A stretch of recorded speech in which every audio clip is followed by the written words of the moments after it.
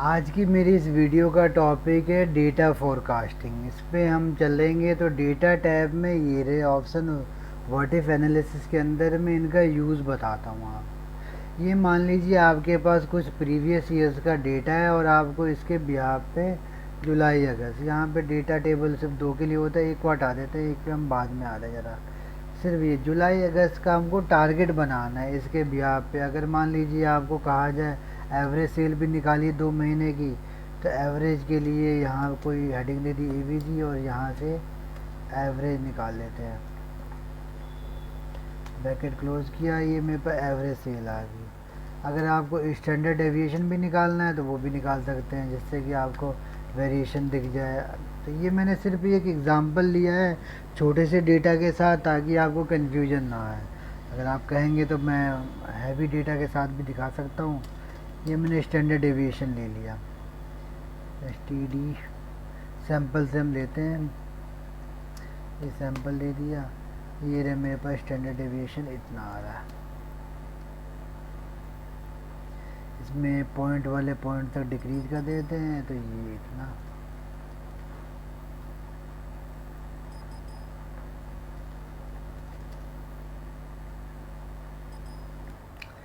तो ये मेरे पास स्टैंडर्ड डेविएशन भी आ गया, एवरेज आ गया। ये मैंने बस कंपेयर करने के लिए डाला है, यहाँ पे यूज़ नहीं है।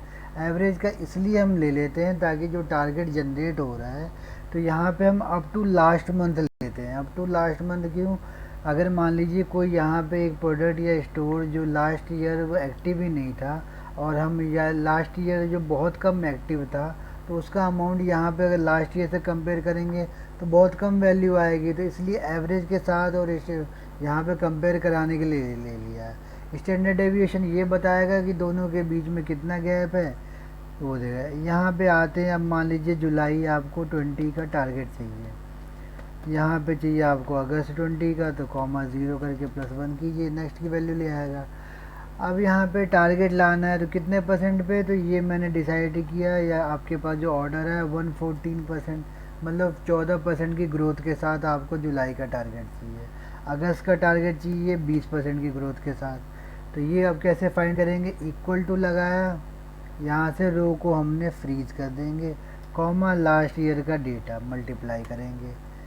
ये यहाँ इसको यहाँ से ऐसे कॉपी किया और लास्ट तक पेस्ट करके लास्ट में इसका ये कॉपी कर लिया।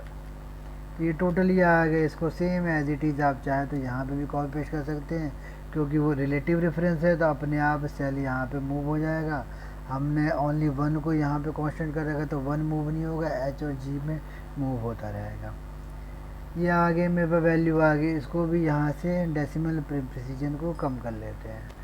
अब यहाँ पे जो जुलाई का टारगेट आ रहा है, कितना आ रहा है? 154, 1,54,243 आ रहा है। मैं चाहता हूँ इसको कितना एडजस्ट करूँ इस वाले नंबर को, कि यहाँ पे 1,60,000 आ जाए या 1,80,000 आ जाए। अगर मान लीजिए इसके बदले में किसी एक यहाँ पे आइटम की बात करूँ, जैसे कि ये वाले आइटम की, अगर यहाँ पे इसका अमाउंट कितना एडजस्ट करूँ, यहाँ पे 1,60,000 आ जाए, तो ये तो बड़ा आसान है। यहाँ पे ये करिए 1,60,000 की वैल्यू, फॉर्मूला से स्टार्ट करते हैं, माइनस ये तो इस वाले में या किसी भी आइटम में इतना और अमाउंट ऐड कर दीजिए, तो मेरा 1,60,000 हो जाएगा।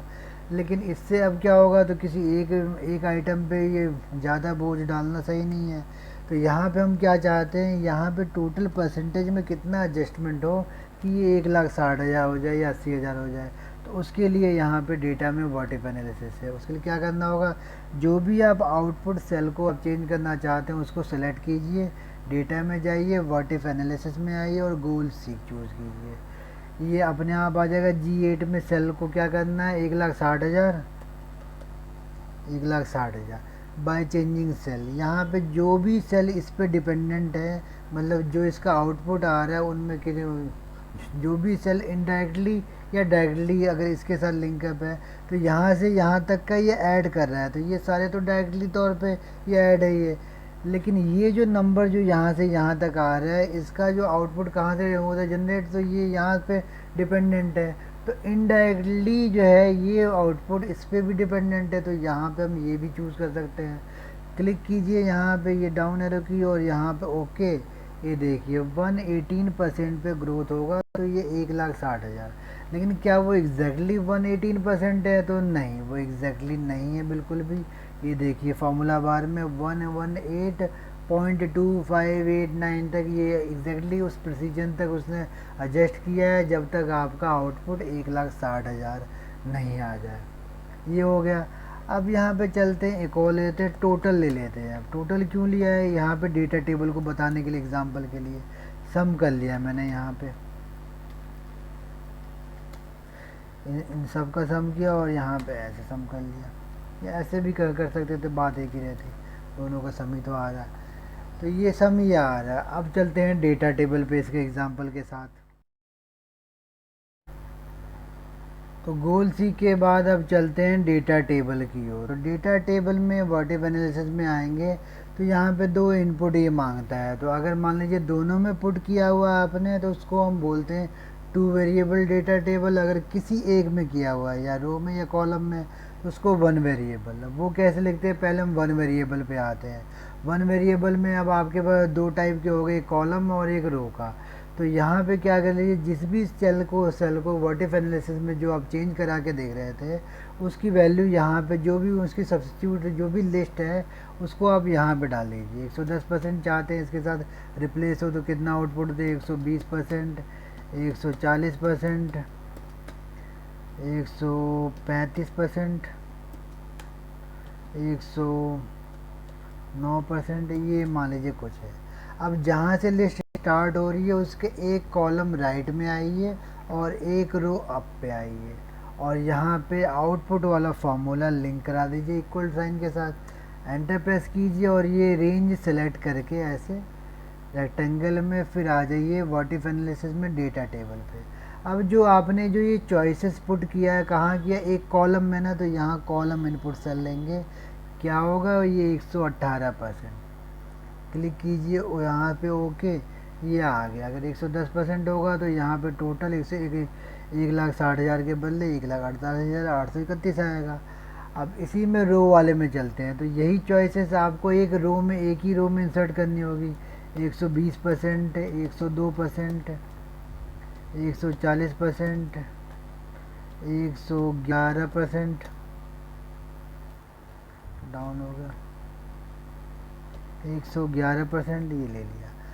अब यहाँ पे भी वही करना होगा, जहाँ से लिस्ट स्टार्ट हो रही है उसके एक रो डाउन में आइए और एक कॉलम लेफ्ट में, और यहाँ पे वो आउटपुट वाला फार्मूला लिंक कर दीजिए। एंटर प्रेस कीजिए और इस पूरे रेक्टेंगल को सिलेक्ट करके फिर से डेटा टेबल में चलते हैं। और अब यहाँ पे रो में लिखेंगे, क्योंकि हमने ये सब्स्टिट्यूट की जो लिस्ट है वो एक रो में डाली है। इसको यहाँ से लिंक कराएंगे और क्लिक करेंगे ओके, तो ये आपका रो में आउटपुट दे देगा। तो ये ऐसे देगा ये, ठीक है। अब चलते हैं हम अपना टू वेरिएबल डेटा टेबल पे। वो कैसे होता है? टू वेरिएबल पे अगर मान लीजिए हम जुलाई अगस्त का दोनों का टोटल टारगेट ये आउटपुट पे देखें कि इन दोनों को कितना कितना एडजस्ट करेंगे कि ये आउटपुट बदलेगा, तो उस पर हम चेक कर सकते हैं। तो यहाँ से इन सब को डिलीट किया मैंने। अब यहाँ पे क्या होता है, फॉर्मूला हम पहले लगा लेते हैं, क्योंकि ये टू वेरिएबल है तो ये मैंने ले लिया। अब यहाँ पे रो के लिए ऑप्शन आपको यहाँ पे देने होंगे और कॉलम के लिए यहाँ पे, जो भी ले लीजिए। मान लीजिए यहाँ पे मैं रो में जुलाई के लिए ऑप्शन दे देता हूँ, कॉलम में अगस्त के लिए। तो अगर मैं जुलाई का 110% करूँ, 120% करूँ, या 150% करूँ, 108% करूँ, तो कितना आएगा?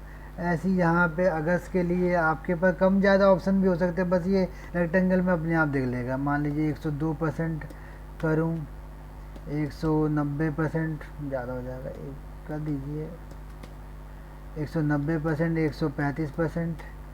तो यहाँ पे मैंने ये 4 ऑप्शन लिए हैं, यहाँ पे 3। आप ऐसे ये कितने भी ऑप्शन इंडिविजुअली अलग अलग हैं आप ले सकते हैं। ये इन दोनों का कॉम्बिनेशन दिखाएगा। अब ये हो गया। अब मैंने यहाँ से यहाँ तक सेलेक्ट किया। आपको याद तो है ये हमने रो के लिए लिया था, और ये कॉलम के लिए, रो मतलब जुलाई के लिए, कॉलम मतलब अगस्त के लिए। अब आ जाते हैं व्हाट इफ एनालिसिस में डेटा टेबल पे। रो वाली रेंज में यहाँ पे जुलाई का परसेंटेज लिंक करा है मैंने, कॉलम वाली रेंज में यहाँ अगस्त का परसेंटेज लिंक कराया, क्लिक किया यहाँ पे ओके। तो ये देखिए ये आपका रेंज जुलाई के लिए, इसको हम यहाँ पे हेडिंग लिख लेते हैं ताकि कंफ्यूजन ना हो, मर्ज करा के जुलाई। और ये आपकी जो चॉइसेस है अगस्त के लिए है, ये अगस्त। तो अगर मान लीजिए अगस्त में 190% अगर टारगेट रखें और जुलाई में 120%, तो ये दोनों का ये इंटरसेक्शन क्या दिखाता है, ये वाला। तो इतना टोटल टारगेट आपके पास आएगा ये। तो ये सारे ऑप्शन ये इसने ऐसे दिखा दिया। तो ये हो गया मेरा 2 वेरिएबल टेबल डेटा टेबल। अब और चलते हैं आगे, सिनेरियो पे चलते हैं। सिनेरियो क्या होता है? सिनेरियो मैनेजर को दिखाने के लिए मैंने ये अलग से ले लिया है। यहाँ पे इतनी सारी लिस्ट है, अगर आप चाहते हैं इन सारी लिस्ट के लिए कोई चॉइस रखना चाहते हैं कि इसके बदले ये हो सकता है, ये हो सकता है, तो वो सब आप यहाँ पे कर सकते हैं। व्हाट इफ एनालिसिस में आइए, डेटा टैब के अंदर, और सिनेरियो मैनेजर पे यहाँ पे ऐड कीजिए। ये सिलेक्शन ले लेगा, यहाँ पे आप दे दीजिए नाम, कुछ भी डिफ़ॉल्ट नाम दे दिया। मैं चाहता हूँ ये इस नाम से ऐसे ही सेव हो जाए, ये सेव हो गया, क्लिक कीजिए ओके। जो भी वैल्यू एज इट इज़ है सेव हो गई। एक बार और ऐड करते हैं। अब मान लीजिए यहाँ पे मैंने सिर्फ टाटा को चेंज किया है, तो टाटा इंक्रीज़ या डिक्रीज़ करना है, तो यहाँ मैंने लीजिए मैं इंक्रीज़ कर रहा हूँ, सिर्फ टाटा की वैल्यू को क्लिक किया यहाँ पे ओके। तो टाटा वैल्यू कहाँ है, एक C3 में है। तो C3 में कितना टारगेट 21,000 है, मैंने कर दिया 25,000। फिर टाटा कहाँ है, C5 में, C5 में आ जाइए 25,000।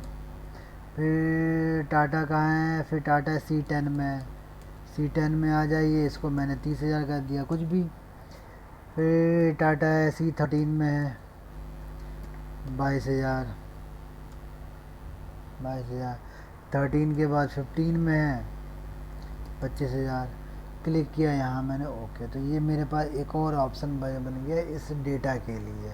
ये सिनेरियो होता है। एक बार और ऐड करना है, तो अब मान लीजिए कुछ भी चीज़ रैंडम करना है, या होंडा के साथ करना, होंडा डिक्रीज़ करना है, या कुछ भी चीज़ रैंडम ले लीजिए, रैंडमली आपने घटाया बढ़ाया, क्लिक कीजिए यहाँ पे ओके। यहाँ पे मान लीजिए 23,000 करना है आपको, यहाँ 22,000 करना है, 20,000 ही सही है, 20,000 ही करना है, या 19,000 करना है। ये कुछ भी चीज़ आप रैंडमली कितना भी छोड़ सकते हैं। ये क्या क्लिक कर दिया। अब मेरे पास यहाँ 3 ऑप्शन आ गए। अब जब भी मैं एक ऑप्शन पे जाऊँगा, इधर से यहाँ से करूँगा शो, तो उसका डेटा यहाँ पर दिखा देगा। इसको क्लोज कीजिए, वही आपका डेटा बरकरार रहेगा। फिर से आ जाइए यहीं पे सिनेरियो मैनेजर में, जब भी आप चाहेंगे यहाँ से इस डेटा को दिखाना, ये दिखा देगा। यहाँ से आप और भी सिनेरियो ऐड कर सकते हैं, ऐड डिलीट वगैरह जो चाहे आप कर सकते हैं। यहाँ पे आप समराइज़ भी कर सकते हैं। समराइज़ में आ जाइए, सिनेरियो मैनेजर, ये आपको अलग से सीट में उसका समरी बना के दे देगा ये रहा। अब चलते हैं फोरकास्ट सीट की ओर, उसमें क्या होता है वो भी देखेंगे। फोरकास्ट मतलब अगर आपको जानना हो कि ट्रेंड वाइज, मतलब किसी पर्टिकुलर टाइम का रेंज ले लीजिए, या डेट का या मंथ का, तो उस डेट वाइज चलते हुए ट्रेंड आने वाले टाइम में डेटा क्या हो सकता है, तो उसके लिए डेटा वाले टैब में व्हाट इफ एनालिसिस के बगल में है फोरकास्ट। ये मान लीजिए मेरे पास टाटा ब्रांड का ये अप्रैल से लेके मार्च 20 तक का ये एक्चुअल सेल फिगर है। अब ये मैंने सेलेक्ट किया पूरा रेंज, और यहाँ पे चलते हैं फोरकास्ट सीट पे, ये दे देगा ट्रेंड लाइन। तो इसमें 3 टाइप की लाइन है। ये क्या है, जो अभी तक का पैटर्न देखते हुए सेल ये हो सकती है। कब तक की फोरकास्टिंग करनी है, यहाँ पे आप वो पीरियड ले सकते हैं, जून तक करनी है, अप्रैल मई जून, या मार्च 20 या मार्च 21 तक करनी है। यहाँ पे आप कुछ भी चीज़ डेट चूज़ कर सकते हैं। मान लीजिए मैंने सिर्फ जून तक का लिया ये, तो ये जून तक का दिखाएगा, ये देखिए। अब यहाँ पे क्रिएट करते हैं, यहाँ पे कौन कौन सा डेटा आ रहा है देखिए। ये आ रहा है फोरकास्ट वैल्यू की इतनी हो सकती है, मतलब ये बीच होगी, और ये कॉन्फिडेंट मतलब इतनी कम से कम होगी अभी तक का जो ट्रेंड देख करके, अप्रैल से मई मार्च तक का जो डेटा देख करके, इतनी कम से कम होगी। ये लोअर होगा, और ज़्यादा से ज़्यादा इतनी हो सकती है, इससे ज़्यादा नहीं हो सकती। और ये आपका हो गया ट्रेंड लाइन हो गया ये देखिए, ये रहा यहाँ पे ग्राफ वाइज चल रहा है। तो इससे आप डेटा को फोरकास्ट कर सकते हैं।